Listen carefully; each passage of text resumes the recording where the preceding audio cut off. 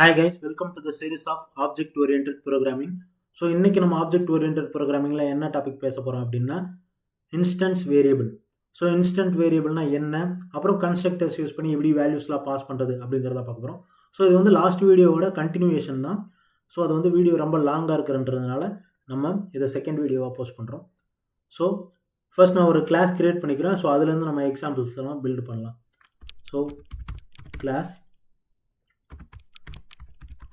Student, இந்த கிளாஸ்க்கு ஒரு கன்ஸ்ட்ரக்டர் கிரியேட் பண்ணிக்கலாம். ஸோ டெஃப், எப்பயுமே டபுள் அண்டர் ஸ்கோர் போட மறந்துடாதீங்க. இன்ட் மறுபடியும் டபுள் அண்டர் ஸ்கோர், அப்புறமா செல்ஃப் ஏன்னா கரண்ட் ஆப்ஜெக்டை ரெஃபர் பண்ணுறதுக்கு நம்ம செல்ஃப் யூஸ் பண்ணுறோம். ஸோ இப்போ நான் இங்கே பாஸ் பண்ணிடுறேன். ஸோ இப்போ இந்த கிளாஸ்க்கு ஒரு ஆப்ஜெக்ட் கிரியேட் பண்ண போகிறோம். So S1 equal to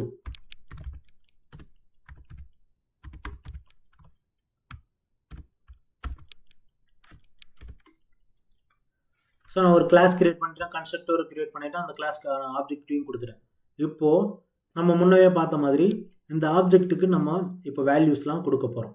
so first வந்து ஸ்டூடெண்ட்டுக்கு நேம் கொடுத்துக்கலாம். So S1 dot name equal to double கோட்ஸ்குள்ளே ஒரு நேம்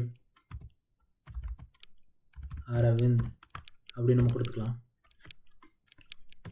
ஸோ இப்போ நான் என்ன பண்ண போகிறேன்னா print S1 டாட் நேம்.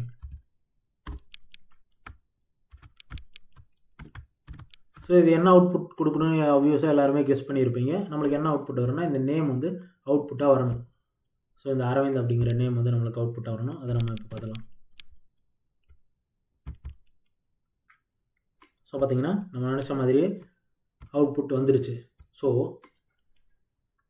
இப்படி நான் ஒரு 100 ஸ்டூடெண்ட் ஒரு ஆப்ஜெக்டாக க்ரியேட் பண்ணுறேன், ஒரு கிளாஸ்க்கு வந்து 100 ஆப்ஜெக்ட் க்ரியேட் பண்ணுறேன் அப்படின்னா அந்த 100 பேருக்கும் நான் தனியாக போய் S1 dot name equal to Aravind, S2 dot name equal to Priya, S3 dot name equal to Dhanush, இப்படி ஒவ்வொரு ஸ்டூடெண்ட்டுக்கும் நேம், ஏஜ், இது ஒரு பேராமீட்டர் இருக்கிறப்போ கூட பரவாயில்ல, ஐ மீன் ஒரு வேல்யூவாக இருக்கிறப்போ இப்போ நான் வந்து S1 டாட் ஏஜும் கொடுக்குறேன், S1 டாட் ரோல் நம்பர், இந்த மாதிரி ஒரு ஸ்டூடெண்ட்டுக்கு வந்து மல்டிபிள் வேல்யூஸ் இருக்கும். ஒரு ஸ்டூடெண்ட்டுக்கு வந்து நிறைய ஆட்ரிபியூட்ஸ் இருக்கும். ஸோ அது எல்லாத்தையுமே நான் வந்து ஒன் பை ஒன்னாக என்னால் உட்காந்து டைப் பண்ணிகிட்டு இருக்க முடியுமான்னா முடியாது. ஸோ அதுக்கு தான் நம்ம வந்து கன்ஸ்ட்ரக்டர்னு ஒன்று இன்ட்ரடியூஸ் பண்ணோம். அந்த கன்ஸ்ட்ரக்டரில் என்ன பண்ணுவோம்னா நம்ம இனிஷியலாக என்னென்ன வேல்யூஸ் இருக்கணும் அதை கொடுத்துருவோம். ஸோ அதை எப்படி கொடுக்குறது அப்படிங்கிறத நம்ம பார்க்கலாம். ஸோ லாஸ்ட் வீடியோவில் நம்ம செல்ஃப்னா என்னென்னு பார்த்துட்டு நிறுத்திட்டோம். இப்போ ஆக்சுவலாக அந்த கன்ஸ்ட்ரக்டர் யூஸ் பண்ணி எப்படி நம்ம ஒரு ஆப்ஜெக்ட்டுக்கு வேல்யூஸ் எல்லாம் பாஸ் பண்ணலாம் அப்படிங்கிறத நம்ம இன்றைக்கி பார்க்கலாம். ஸோ இப்போ நான் என்ன பண்ண போகிறேன்னா செல்ஃப்ன்றது எதை ரெஃபர் பண்ணும், கரண்ட் ஆப்ஜெக்டை ரெஃபர் பண்ணும். அதனால் நான் self dot name equal to ஒரு நேம் கொடுக்குறேன். அப்புறமா வந்து செல்ஃப் டாட் ஏஜ். ஸோ முதல்ல இதை முடிச்சிடலாம். ஸோ இப்போ நான் ஒரு ஆப்ஜெக்ட் க்ரியேட் பண்ணிடுறேன்.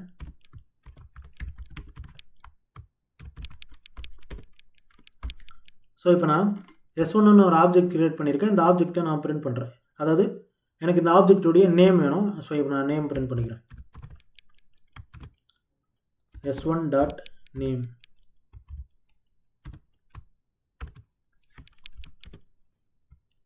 ஸோ இங்கே வந்து பார்த்தீங்கன்னா நான் செல்ஃபில் கொடுத்துருக்க நேம் தான் எனக்கு வந்து இங்கே அவுட்புட்டாக பிரிண்ட் ஆகிருக்கு. ஸோ அப்படின்னா செல்ஃப் வந்து எனக்கு எதை ரெஃபர் பண்ணுது, கரண்ட் ஆப்ஜெக்டை ரெஃபர் பண்ணுது. ஸோ இந்த ப்ரோக்ராம் எக்ஸிக்யூட் ஆகிறப்ப டிஃபால்ட்டாக என்ன ஆகிடும்னா இந்த ஆப்ஜெக்ட் க்ரியேட் பண்ணுறப்பவே இந்த கன்ஸ்ட்ரக்டர் வந்து ரன் ஆகிடும். ஸோ நம்மளுக்கு இந்த செல்ஃப்ன்றது வந்து S1 ரெஃபர் பண்ணும். ஸோ S1 டாட் நேம்னா self dot name equal to Aro அப்படின்ற அவுட்புட் நம்மளுக்கு வந்துருச்சு. இப்போ நம்ம என்ன பண்ணலாம்னா இன்னொரு ஆப்ஜெக்டை க்ரியேட் பண்ணலாம். So S2 equal to student. இப்போ நாம் print student 2 டாட் நேம், அதாவது S2 டாட் நேம். ஸோ இது வந்து பார்த்தீங்கன்னா ஆரோ எனக்கு அதே அவுட்புட் தான் வந்திருக்கு. ஸோ இது கரெக்டா அப்படின்னு யோசிங்க. ஏன்னா எனக்கு S1ன்றது என்னுடைய ஃபர்ஸ்ட் ஸ்டூடெண்ட்டுடைய நேம். ஸோ அது எனக்கு எக்ஸிக்யூட் ஆகிறப்போ இந்த செல்ஃப் வந்து கரண்ட் ஆப்ஜெக்டை ரெஃபர் பண்ணும் ஏரோ அப்படின்னு பிரிண்ட் ஆச்சு, அதெல்லாம் ஓகே. இப்போ எனக்கு செகண்ட் ஸ்டூடெண்ட்டுக்கு வர்றப்பையும் எனக்கு அதே ஆன்சர் வருது. ஸோ அது கரெக்டாக இருக்க முடியுமான்னு முடியாது. ஏன்னா என்னுடைய செகண்ட் ஸ்டூடெண்ட்டுக்கு வேறு பேர் இருக்கலாம், அதே பேர் இருக்கலாம் மேபி. பட் ஆக்சுவலாக பார்த்தீங்கன்னா எனக்கு அந்த செகண்ட் ஸ்டூடெண்ட்டுக்கு வந்து டிஃப்ரெண்ட்டான நேம் தான் இருக்கணும். ஆனால் எனக்கு இந்த செல்ஃப் கீவேர்ட் ரெஃபர் பண்ணுறப்போ என்ன ரெஃபர் பண்ணுறோன்னா கரண்ட் ஆப்ஜெக்டே ரெஃபர் பண்ணும். ஸோ ஃபர்ஸ்ட் எக்ஸிக்யூஷன் முடிஞ்சோடனே இந்த செல்ஃப் எங்கே போகும்னா S2க்கு போகும். ஸோ S2 டாட் நேம் உடனே S2 டாட் நேம்னு இங்கே எடுத்துக்கலாம். ஸோ இந்த செல்ஃப் வந்து S2 ரெஃபர் பண்ணுமா, so S2 dot name equal to Aro. அப்போ இங்கே S2 டாட் நேம் பிரிண்ட் பண்ணுறப்போ நம்மளுக்கு என்ன வரும், ஆரோ அப்படிங்கிற அவுட்புட் வரும். ஸோ இது வந்து என்ன ஆகும்னா நம்மளுக்கு வந்து டூப்ளிகேட்ஸாக நிறைய, இப்போ நான் ஒரு 100 ஆப்ஜெக்ட் கிரியேட் பண்ணுறேன்னா இப்போ நான் S3 dot name S4 S5 நான் எவ்வளோ ஆப்ஜெக்ட்டை நான் பிரிண்ட் பண்ணாலும் எனக்கு இந்த நேம் வந்து சேமாக தான் இருக்கும், மாறாது. ஸோ இது வந்து ஒரு கிளிச் மாதிரி தானே. ஸோ இதை ஹேண்டில் பண்ணுறதுக்கு நம்ம என்ன பண்ணுவோம்னா நம்ம வந்து கன்ஸ்ட்ரக்டருக்குள்ளே வேல்யூஸை பாஸ் பண்ணுவோம். ஸோ இப்போ நான் செல்ஃப் டாட் நேம்னு கொடுத்துட்டுனா இங்கே வந்து நான் நேம்னு கொடுத்துக்கிறேன். நேம்னு கொடுத்துட்டு இங்கே இந்த கன்ஸ்ட்ரக்டருக்குள்ளே செல்ஃபுக்கு பக்கத்தில் பேரந்தசிஸ்க்குள்ளே இப்போ நான் நேம்னு கொடுக்குறேன்.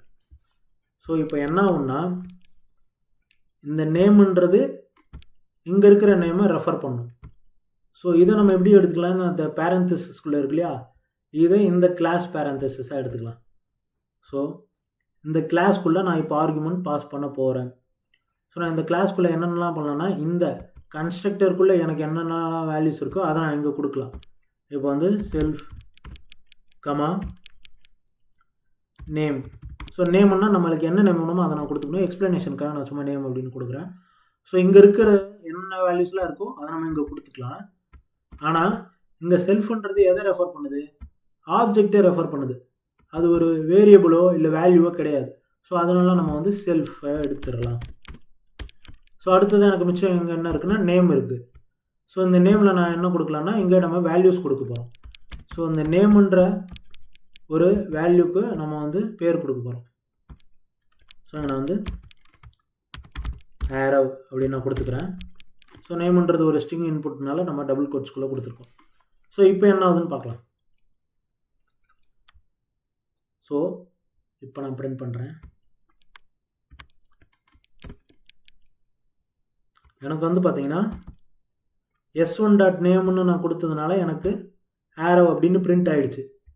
ஆனால் S2வில் நான் எந்த வேல்யூமே கொடுக்கல. S2 டாட் நேம் நான் பிரிண்ட் பண்ணியிருக்கேன், ஆனால் S2க்கு நான் நேம் எங்கேயுமே டிஃபைன் பண்ணலை. ஏன்னா S1க்கு மட்டும்தான் நான் ஆர்குமெண்ட் பாஸ் பண்ணியிருக்கேன், அதனால் எனக்கு அந்த எரர் வருது. இப்போ நான் S2லேயும் நேம் கொடுக்குறேன். S2லேயும் நான் அதே நேமும் கொடுக்கலாம், இல்லை வேறு நேமும் கொடுக்கலாம். இப்போ நான் வந்து வேலு அப்படின்னு ஒரு நேம் கொடுக்குறேன், வேல் அப்படின்னு ஒரு நேம் கொடுக்குறேன்னா இப்போ நான் பிரிண்ட் பண்ணுறப்ப என்ன ஆகும்னா ஸோ எனக்கு இங்கே டிஃப்ரெண்ட்டான நேம் பிரிண்ட் ஆகிடுச்சு. ஸோ இது எப்படி ஒர்க் ஆகுதுன்னா ஃபர்ஸ்ட் இங்கே இந்த செல்ஃப் வந்து ஃபர்ஸ்ட் ஆப்ஜெக்ட் ரெஃபரன்ஸை ரெஃபர் பண்ணுமா, அப்படி ரெஃபர் பண்ணுறப்போ இங்கே என்ன நேம் கொடுத்துருக்கு, என்னென்ன ஆர்குமெண்ட்ஸ்லாம் நம்மளுக்கு இருக்குது, நேம்ன்ற ஆர்குமெண்ட் இருக்குது. ஸோ இந்த நேம் எடுத்துகிட்டு போய் இங்கே என்ன நேம் கொடுத்துருக்குமோ அது இங்கே அசைன் ஆகிடும். ஸோ இந்த self dot name equal to இந்த நேம். ஸோ ஃபர்ஸ்ட் எக்ஸிக்யூஷன் அப்போ என்ன ஆகும்னா self dot name equal to Aro. Second எக்ஸிக்யூஷனில் என்ன ஆகும்னா self dot name equal to Vel. அதே மாதிரி நம்ம மல்டிபிள் ஆப்ஜெக்ட்ஸ் 100 ஆப்ஜெக்ட்ஸ் நம்ம கிரியேட் பண்ணலாம். அந்த 100 ஆப்ஜெக்ட்ஸ்க்கு நம்ம டிஃப்ரெண்ட் நேம் கொடுத்துக்கலாம். ஸோ இது வந்து எங்கே யூஸ் ஆகுதுன்னா கோட் யூசபிலிட்டி, அதாவது நம்மளுக்கு வந்து மல்டிபிள் லைன் ஆஃப் கோடை யூஸ் பண்ணுறதுக்கு பதிலாக இந்த ஒரு கன்ஸ்ட்ரக்டர் யூஸ் பண்ணி நம்ம மல்டிபிள் ஆப்ஜெக்ட்ஸ்க்கு டிஃப்ரெண்ட்டான வேல்யூஸ் நம்ம பாஸ் பண்ணிக்கலாம். ஸோ இங்கே வந்து ஒன்று மட்டும் இல்லை, நம்மளை மல்டிபிள் ஆட்ரிபியூட்ஸை நம்ம கொடுத்துக்கலாம். ஸோ இங்கே வந்து நான் self dot age equal to age. இந்த ஏஜ் வந்து எதை ரெஃபர் பண்ணோம்னா நம்ம இங்கே கொடுக்க போகிறது. ஸோ நேம் பக்கத்தில் ஏஜ். ஸோ இப்போ நான் முன்னாடியே சொன்ன மாதிரி இங்கே என்னென்ன வேல்யூஸ்லாம் இருக்கோ அதுக்கெல்லாம் நம்ம இங்கே வேல்யூஸ் பாஸ் பண்ணிக்கலாம், பேராமீட்டர்ஸ் பாஸ் பண்ணிக்கலாம். இப்போ எனக்கு நேம் ஆல்ரெடி இருக்குது, அதனால் நேமுக்கு ஒரு ஸ்ட்ரிங் வேல்யூ கொடுத்துட்டேன். இப்போ ஏஜ்ன்றது ஒரு இன்டீஜர், அதனால் நான் என்ன பண்ணிக்கிறேன் ஒரு 20 அப்படின்னு நான் பாஸ் பண்ணிக்கிறேன். அடுத்ததாக செகண்ட் ஆப்ஜெக்ட்டுக்கு ஒரு வேல்யூ, இவரோட ஏஜும் 20 அப்படின்னு கொடுத்துக்கலாம். ஸோ இப்போ எனக்கு என்ன ஆகும்னா ஃபர்ஸ்ட் எக்ஸிக்யூஷனில் self dot name equal to அந்த நேம்ன்ற இருக்கிற இடத்துல எனக்கு ஆரோ, செகண்ட் எக்ஸிக்யூஷனில் self dot name equal to Vel. அதே மாதிரி self dot age equal to first எக்ஸிக்யூஷனில் 20 அண்ட் அது வந்து அந்த 20ன்றது வந்து ஃபர்ஸ்ட் ஆப்ஜெக்டோடைய 20. அப்புறமா வந்து எனக்கு செகண்ட் எக்ஸிக்யூஷனில் self dot age equal to 20. So இப்போ நம்ம இதை பிரிண்ட் பண்ணி பார்க்கலாம். ஸோ நான் வந்து வெறும் நேம் மட்டும் தான் கொடுத்துருக்கேன். நம்ம ஏஜும் பிரிண்ட் பண்ணிக்கலாம். So print s2 dot age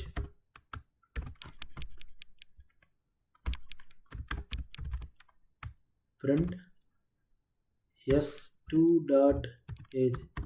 இங்கே ஆக்சுவலாக பார்த்தீங்கன்னா நான் வந்து மேலேயும் s2 டாட் ஏஜ் கொடுத்துட்டேன். அதனால் நம்ம அதை மாற்றிக்கலாம். s1 dot age.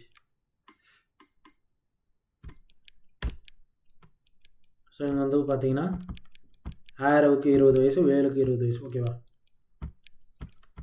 ஸோ இப்படி நம்ம கன்ஸ்ட்ரக்டருக்குள்ளே மல்டிபிள் வேல்யூஸ், மல்டிபிள் ஆட்ரிபியூட்ஸ் நம்ம க்ரியேட் பண்ணி அதை மல்டிபிள் ஆப்ஜெக்ட்ஸுக்கு நம்ம பாஸ் பண்ணிக்கலாம் வேல்யூவாக. இங்கே வந்து பார்த்தீங்கன்னா நான் நேம் ஏஜ் மாதிரி எவ்வளோ எனக்கு வேணுமோ என்னென்னலாம் ஆட்ரிபியூட்ஸ் இருக்கும், நேமு, ஏஜ், கலரு, அதாவது ஒரு கார்னு எடுத்துக்கிட்டால் கலரு, பிராண்டு, இப்படி நான் எல்லாமே கொடுத்துக்கலாம். ஸோ நம்ம கொடுக்குற ஒவ்வொரு வேல்யூக்கும் ஒவ்வொரு எக்ஸிக்யூஷனில் அது ஒவ்வொரு ஆப்ஜெக்டை ரெஃபர் பண்ணிக்கும். ஸோ அடுத்ததான் இப்போ வந்து நம்ம டிஃபால்ட் கன்ஸ்ட்ரக்டர் அப்படின்னா என்னென்னு பார்க்கலாம். ஸோ இங்கே வந்து நான் வேல்யூஸ் கொடுத்துருக்கு இல்லையா, name equal to name comma age. இந்த நேமில் வந்து நான் நேம் ஈக்குவல் டு ஆரோ அப்படின்னு கொடுத்துட்றேன். ஏஜ் ஈக்குவல் டு 18 அப்படின்னு கொடுத்துட்றேன். ஸோ இப்போ எனக்கு என்ன ஆகும்னா, இப்போது நம்ம ஒரு கிளாஸில் இருக்க 10 பேருக்குமே சேம் நேம் சேம் ஏஜ் அப்படின்னா நம்ம இங்கே வந்து அவங்களுக்கு வேல்யூஸ் பாஸ் பண்ண தேவையில்லை.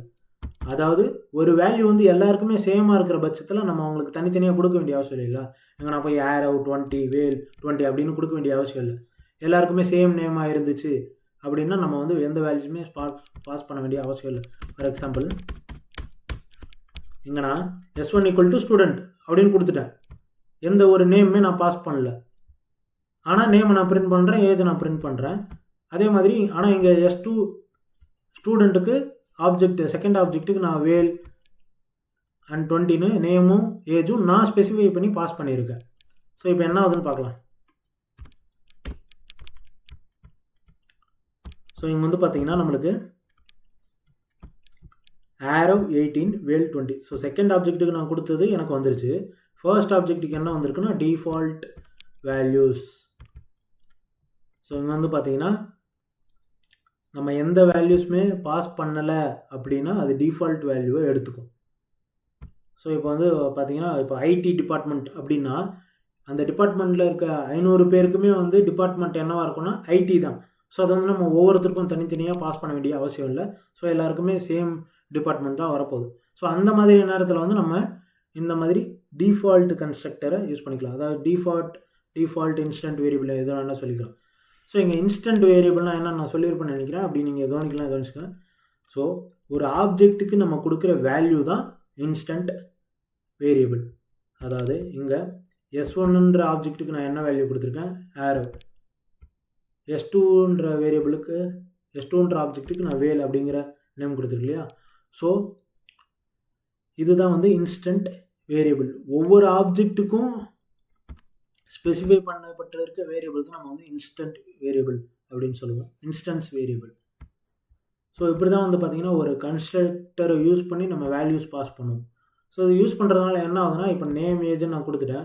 ஒரு கிளாஸில் 10 ஸ்டூடெண்ட் இருக்காங்கன்னா அந்த 10 பேருக்கும் நான் வந்து தனித்தனியாக நான் வந்து இங்கே க்ரியேட் பண்ணல. s1 dot name equal to this, s2 dot name equal to this, s3 dot age equal to திஸ்ன்னு நான் ஸ்பெசிஃபை பண்ணல.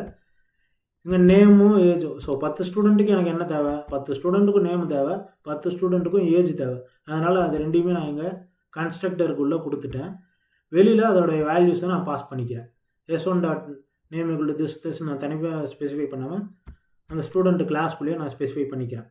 ஸோ இதுக்கு தான் வந்து பார்த்திங்கன்னா கன்ஸ்ட்ரக்டர் யூஸ் ஆகுது. அண்ட் இன்ஸ்டன்ஸ் வேரியபிள் என்ன அப்படிங்கிறத பார்த்துருக்கோம், செல்ஃப் கீவேர்டு என்ன அப்படிங்கிறத பார்த்துருக்கோம். ஸோ அடுத்தடுத்து வேறு வீடியோவில் இன்னும் இருக்கிற கோர் கான்செப்ட்ஸை நம்ம வந்து பார்க்கலாம்.